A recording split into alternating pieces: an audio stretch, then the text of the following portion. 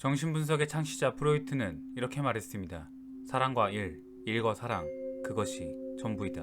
코르사코프 증후군은 최근의 기억, 새로 발생하는 일들을 기억하지 못하는 순행성 기억력 장애입니다. 1887년 러시아 정신명리학자 코르사코프가 알코올 중독이 뇌 손상을 일으키는 것을 관찰하다 발견했습니다. 환자의 지성, 능력 등은 거의 변화가 없고 예전의 일은 별 문제 없이 기억합니다. 코르사코프 증후군 환자들은 자신이 받은 이미지를 종합해 시간 순서에 따라 연결하는 것이 아예 불가능합니다. 시간과 날짜, 방금 먹은 음식조차 기억하지 못하게 됩니다. 그들에게 있어 시간의 흐름은 존재하지 않으며 순간순간이 전부 분리되어 있는 맥락 없는 인생을 살아가는 존재들입니다. 지미의 기억은 왜 하필 1945년에서 끊기고 말았을까요? 잃어버린 공백을 어떻게 메워야 할까요? 군입대 당시 어떤 심각한 부상을 입어 머리를 다쳤던 것일까요? 아니면 군인으로서 충만함을 맛본 그에게 전쟁 기간은 그의 전성기였으며 그 후에 무기력한 나날을 보내며 어떤 정신적인 충격을 받았던 걸까요? 해군의 기록에 따르면 지미는 1965년까지 해군에서 복무했고 매우 유능했다고 합니다. 섹스 교수와 그의 동료들은 지미의 형을 수소문했고 간신히 연락이 닿을 수 있었습니다. 그는 오레곤주 출신의 여자와 결혼해 손자까지 있는 30년 경력의 베테랑 회계사로 살아가고 있었습니다. 실망스럽게도 지미에 대해 그의 형에게서 들을 수 있는 이야기는 거의 없었습니다. 다만 한 통의 짤막한 편지를 받을 수 있었습니다. 그는 자신의 동생과 1943년 이후 거의 만나지 않았으며 지미는 결코 한 곳에 오래 머물고 살 성격이 아니었고 낙천적이지만 술독에 빠져 살았다고 합니다. 1965년 제대한 다음부터 지미의 생활은 폭음에 무너지기 시작합니다. 1960년대 후반에 이르자 코르사코프 기억장애가 시작되었습니다. 극복하려는 노력도 보였지만 1970년대가 되면서 폭음은 더욱 심해집니다. 두 사람이 만난 건 20년 만이었습니다. 우리 아버지처럼 늙어 보이는 당신이 내 형이라고요? 농담하지 마세요. 우리 형은 젊어요. 대학에서 경영학을 전공하고 있고요. 때로는 1945년 이후의 일들을 기억할 때도 있었습니다. 신문 제목에 적힌 인공위성이라는 글자를 보고 1945년 이후의 기억을 떠올렸던 것이죠. 체사피크 베이 호를 탔을 때 인공위성 추격 임무를 맡은 적도 있었는데 하지만 그 기억들은 시간적 순서가 뒤섞인 단편적인 것들이었습니다. 기억의 연속성은 1945년에서 끊겨 있었습니다. 섹스 교수는 소련의 심리학자이자 그의 동료 루리아에게 도움을 요청했습니다. 우리가 무엇을 해줄 수 있을까요? 그의 기억이 되살아날 가능성은 전혀 없다고 봐야 합니다. 그리고 몇 마디를 더 덧붙였습니다. 그렇더라도 인간은 기억만으로 이루어진 존재는 아닙니다. 인간은 감정, 의지, 감수성을 갖고 있는 윤리적인 존재입니다. 신경심리학은 이런 것에 대해 언급할 수 없습니다. 그렇기 때문에 심리학의 손길이 미치지 않는 이 영역에서 당신은 그의 마음에 영향을 미쳐 그를 변하게 할 수도 있지 않을까 생각합니다.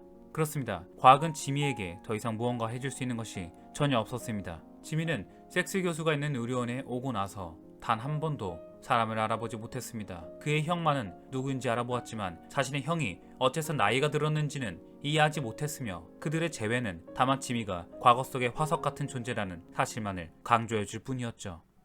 루리아의 조언은 고마웠지만 모든 경험, 모든 감각, 모든 사건을 완전히 집어삼키고 마는 심연의 세계 앞에서 섹스 교수는 무력했습니다. 그의 삶을 돌려주기 위해 지미가 이곳에 온 초기에는 일기장을 쓰도록 권유하기도 했지만 그는 전날 자신이 쓴 것을 이해하지 못했고 다만 자신의 글씨체를 보고 자신이 쓴 것이라고 놀라기만 할 뿐이었고 그것에 대해 무관심했습니다. 그때까지는 그가 이렇게 심각한지는 알지 못했죠. 그에게는 날짜의 개념이 없었습니다. 기억력도 지극히 짧았기 때문에 그가 일기장에 써놓은 문장들도 서로 간에 아무 관련이 없는 순간순간의 인상들을 그저 기계적으로 늘어놓은 것에 불과했습니다. 그는 자기 자신을 잃어버렸다는 자각조차 없었습니다. 나라는 존재 자체가 없기 때문이죠. 자신이 환자들 사이에 있다는 것조차 의문스럽게 생각했습니다. 그는 평소에 어떤 감정을 느끼며 살아가고 있을까요? 요양원에서 하는 레크레이션 프로그램에 참가하라고 권하기도 했습니다. 그는 단시간에 풀 수 있는 게임이나 퍼즐을 아주 잘했기 때문이죠. 그에게 새로운 버팀목과 친구들, 경쟁 상대들을 선물해주고 싶었습니다. 그런 게임들이 잠시 동안은 그에게 열중할 것들을 제공해 주었지만 이내 불안해하며 화를 내기도 했습니다. 그는 이런 아이들이나 하는 놀이가 아닌 삶의 의미나 존재 이유를 갈망하는 듯 했습니다. 프로이트가 말하는 일과 사랑 말입니다. 그렇다면 그가 과연 일을 할 수 있을까요?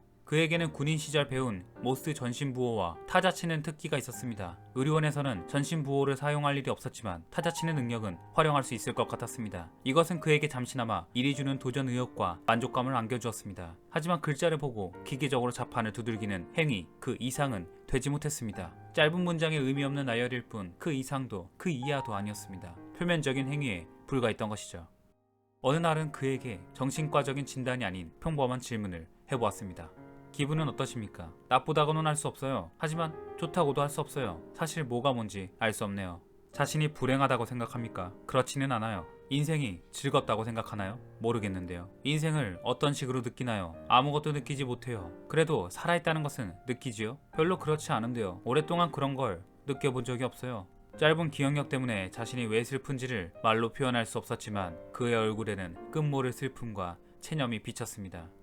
이 이야기에 어떤 철학적인 교훈이 존재할까요? 인생이라는 강물을 아무 의미도 없이 표류하는 그런 존재에게서 말입니다. 하지만 한 인간이 코르사코프 증후군이나 치매, 알츠하이머 등의 심각한 질병에 걸렸더라도 연속성이 결여된 채 끊임없이 지나치는 감각의 집합체에 불과하더라도 영혼을 가진 인간이라면 세상과의 재통합을 이룰 가능성이 조금은 존재하지 않을까 하고 섹스 교수는 생각했습니다. 분명한 것은 과학은 인간의 영혼이나 인격에 대해 설명해 주지는 않는다는 겁니다. 섹스 교수가 지미를 안 지 9년이 지난 후에도 그의 병세는 조금도 호전되지 않았습니다. 그는 여전히 1분 전의 일을 전혀 기억하지 못했고 여전히 심각한 코르사코프 증후군 환자였습니다. 하지만 섹스 교수는 신경학적으로는 도저히 희망이 없는 그에게서 세상과의 교감, 통합의 가능성을 보았습니다. 그에게 온갖 방법을 써도 소용이 없게 되자 낙담한 섹스 교수는 자포자기한 심정으로 간호사들에게 물어보았습니다. 그에게 영혼이 있다고 생각합니까? 매일같이 지미를 돌보고 있는 간호사들은 무척이나 화를 내면서도 섹스 교수의 심정을 이해해주며 대답해 주었습니다. 지미가 성당에 앉아있는 모습을 한번 보세요. 그리고 직접 판단하세요.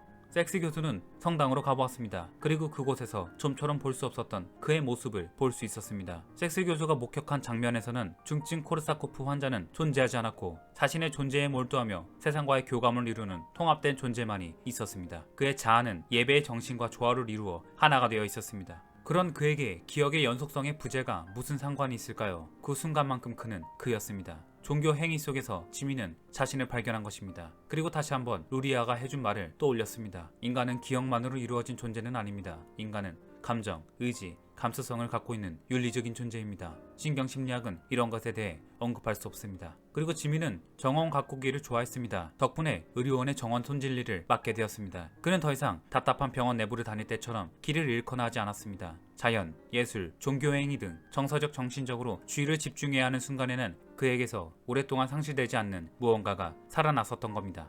지미의 이야기는 자아의 재통합, 세상과의 교감은 종교뿐만이 아니라 음악이나 미술의 영역에서도 일어날 수 있다는 것을 보여주었습니다. 그때만은 그에게서 볼 수 없었던 안정과 평화가 찾아왔습니다. 그때만은 쉽게 흥분하거나 불안해하는 연속성이 결여된 인간이 아닌 세계의 아름다움과 자신의 영혼에 귀 기울이는 인간, 세상의 풍요로움을 마음껏 누리는 통일된 존재였습니다. 오늘 하루만이라도 스스로에게 이런 질문을 해보면 어떨까요? 기분은 어떤가요? 자신이 불행하다고 생각합니까? 인생이 즐겁다고 생각해요? 인생을 어떤 식으로 느끼나요? 그래도 살아있다는 것은 느끼지요? 이 질문들에 제대로 답변하지 못하는 자신을 발견한다면 자신이 지미와는 달리 삶과 세상을 풍성하게 누리며 산다는 착각 속에 사는 것은 아닌지, 과거에 매몰되어 있거나 순식간에 지나버리는 감각의 집합체로서 하루하루를 보내며 삶이라는 귀중한 선물을 낭비하는 삶을 살아가는 것은 아닌가 고민하는 시간을 가져보면 어떨까요?